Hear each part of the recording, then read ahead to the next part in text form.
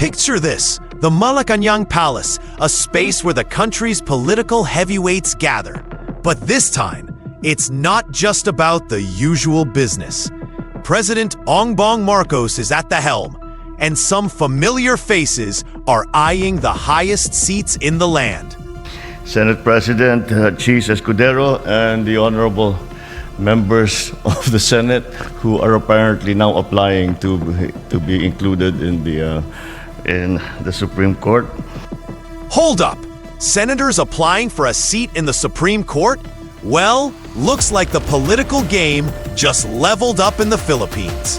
Today, through the signing of the Judicial Fiscal Autonomy Act, we are putting safeguards in place so that the judiciary can work more efficiently and more independently.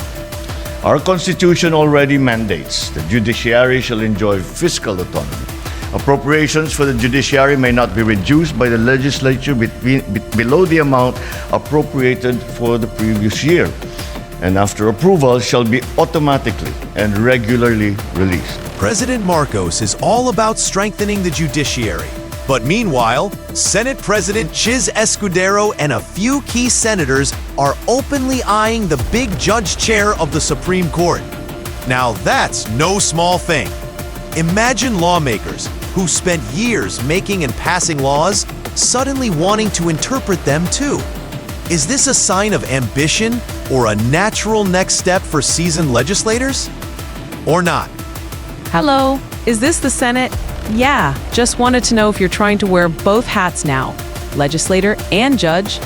But wait, here's the twist. The Supreme Court will report quarterly to the executive and legislative branches on how these funds are judiciously spent. This is how we promote transparency and accountability. This is how we do checks and balances. But let's be real. The idea of politicians transitioning to the judiciary raises eyebrows. It's not just about serving the people. It's about having the power to shape the very laws that govern us. Escudero, known for his political savvy, and others might argue they're the perfect fit to bring practical experience to the court.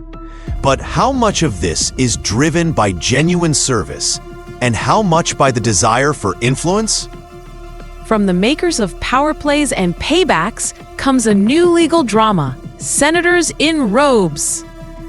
During the event, President Marcos championed the Judicial Fiscal Autonomy Act, saying it strengthens the judiciary's independence. But let's pause and think. Marcos is saying we're all about transparency and checks and balances. Will this push for judicial independence be compromised if the very people who make the laws are suddenly interpreting them too? Sure, sounds like a great idea. But checks and balances are key to democracy. So what happens when those checks become a bit blurry? Okay, is this a new strategy or just a political power move? Senators in the SC? It's like letting the players sit in the referee's chair. Hashtag fair play. President Bongbong Marcos, in his speech, echoed the need for transparency and accountability. But with politicians eyeing judicial power, is that enough? Marcos talks about independence while the same people are just a few signatures away from wearing a judge's robe. Will the judiciary remain independent? Or will the line between politics and law become even more muddled? Wait, do we get a vote on this? What do you think, Juan? Should senators be allowed to jump from the legislative branch to the judiciary? Drop your thoughts below. This is Tsismis ni Juan, where we question what's really happening behind the headlines.